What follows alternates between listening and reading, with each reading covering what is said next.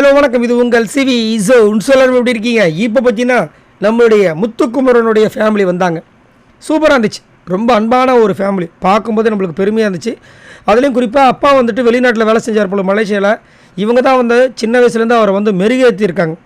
நிறைய கிளாஸ் அமைச்சிருக்காங்க. நிறைய சேட்டப் பண்ணுவார் போல இருக்குது. நிறைய விஷயங்கள் ஷேர் பண்ணாங்க.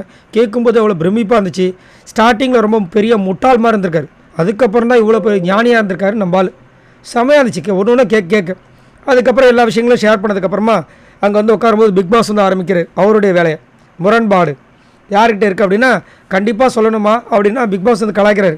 கண்டிப்பாக சொல்லணும், அதுக்கு தானே நான் வந்து கேட்டிருக்கேன் அப்படின்னு கலாய்க்கிறார்.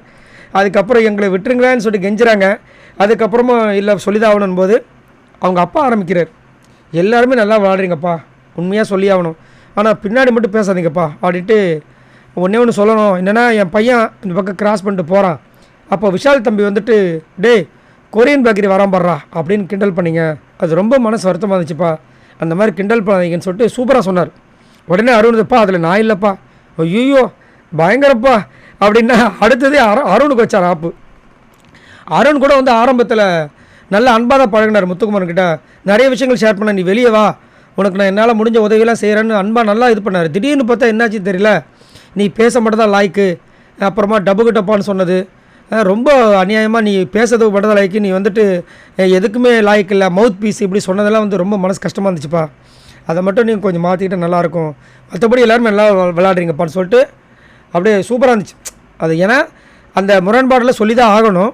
அழகாக சொன்னாங்க. அதாவது ஹர்ட் ஆகாத வலைக்கு அவங்க அங்கே என்ன நடந்துச்சோ அதை சொன்னாங்க.